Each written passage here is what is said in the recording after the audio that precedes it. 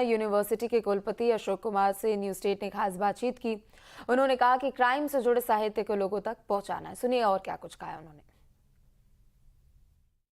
मेरे साथ अशोक कुमार जी हैं। अशोक कुमार जी उत्तराखंड के तकरीबन 3 साल पुलिस महानिदेशक रहे हैं और अब स्पोर्ट्स यूनिवर्सिटी हरियाणा के कुलपति हैं। उनसे बात करते हैं कि ये जो आइडिया है तो ये किस तरह का है और इसके पीछे उनका क्या मोटिव है। अशोक जी, बहुत स्वागत है आपका। ये जो अभी आप ये भी करें, आपकी पुलिस की सर्विस थी, आप स्पोर्ट्स यूनिवर्सिटी के अभी वाइस चांसलर भी हैं और एक तरफ ये एक ऐसी चीज़ जो समाज को जोड़ने वाली हो, बहुत सारी चीज़ें हो रही हैं। ये आइडिया आपने पिछली बार भी किया था, तो इसके पीछे आपका उद्देश्य क्या है?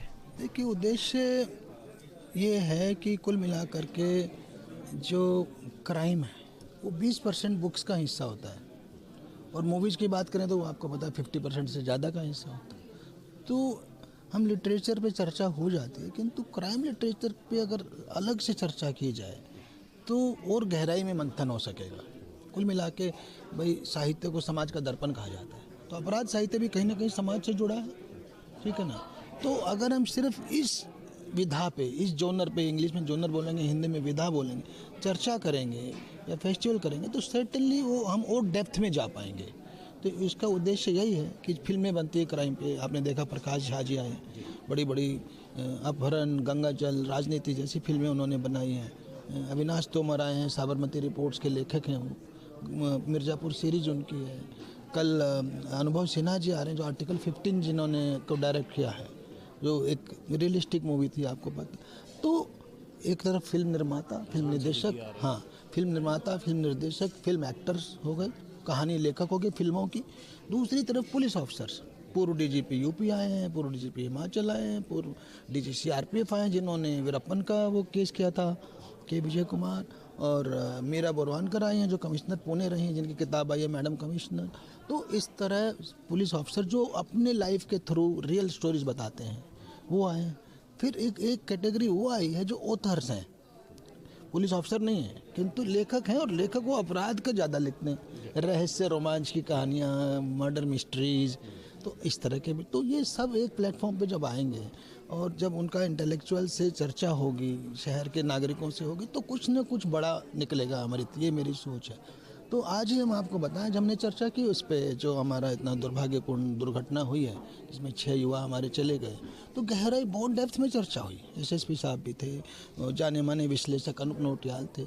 ऐसे ही हम क्राइम अगेंस्ट वुमेन पे करने वाले हैं। पोक्सो पे सारे स्कूल्स को हम ट्रेनिंग देने का प्लान बना रहे हैं कि स्कूल्स डरते हैं पोक्सो से। सच्चाई जानिए, सच्चाई कानून जानेंगे, समझेंगे, तब उसका पालन करेंगे, तो डरने की ज़रूरत नहीं है। आप शाहजहानपुर के एसपी थे, एक घटना को लेकर आपने किताब लिखी और भी बहुत सारी किताबें लिखी। पुलिस में आप आए, रिफॉर्म्स भी किए समय समय पर, किताबें भी लिखी, पूरी जीवन यात्रा इसी तरह से चलती रही। देखिए, मैं तो सोचता हूँ कि मेरा तो निर्णय, कभी मेरे आईआईटी की ट्रेनिंग के दौरान निर्णय लिया था कि सिविल सर्विस में जाना है, engineering is not my cup of T, और मेरा निर्णय वो बहुत सही रहा मुझे। तो मैंने तो पुलिसिंग को एक पैशन के रूप में जिया है, और पैशन भी है कि हेल्प करनी है, लोगों की हेल्प करनी है। और मैं कहूँगा जिसको भी इस दिशा में थोड़ी भी किक मिलती हो, उसके लिए पुलिसिंग से अच्छा कोई और सेवा भी नहीं है, क्योंकि यहाँ आपको हज़ारों मौके मिलते हैं, रोज़ 50 केस मिल जाएंगे जहाँ पब्लिक की हेल्प कर सकते हो।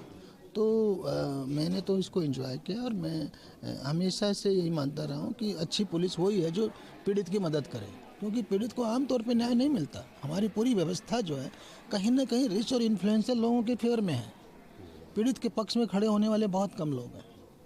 तो अगर पुलिस, जिसकी जिम्मेदारी है कानून के राज को स्थापित करना, तो अगर वो भी रिच और इन्फ्लुएंशियल लोगों के प्रभाव में आ जाएगी तो पीड़ित के साथ कौन खड़ा होगा, उसको बेचारे को जस्टिस कैसे मिलेगा, ये है। अशोक जी, मैंने पिछले 4-5 महीने में एक ही तरह की कई घटनाएं देखी, उत्तराखंड में भी, यूपी में भी। उत्तराखंड में मैंने 3-4 इंसिडेंट देखे, खटीमा में, और अभी कल देहरादून में भी हुआ। तो उसमें क्या है कि किशोर जो हैं वो भी रेपिस्ट बन रहे हैं, उनके खिलाफ मुकदमे हो रहे हैं। तो किशोर अवस्था तो बिल्कुल अलग तरह की है। ये समाज हमारा किस तरफ जा रहा, अभी यहाँ हमें क्या काम करने की ज़रूरत है?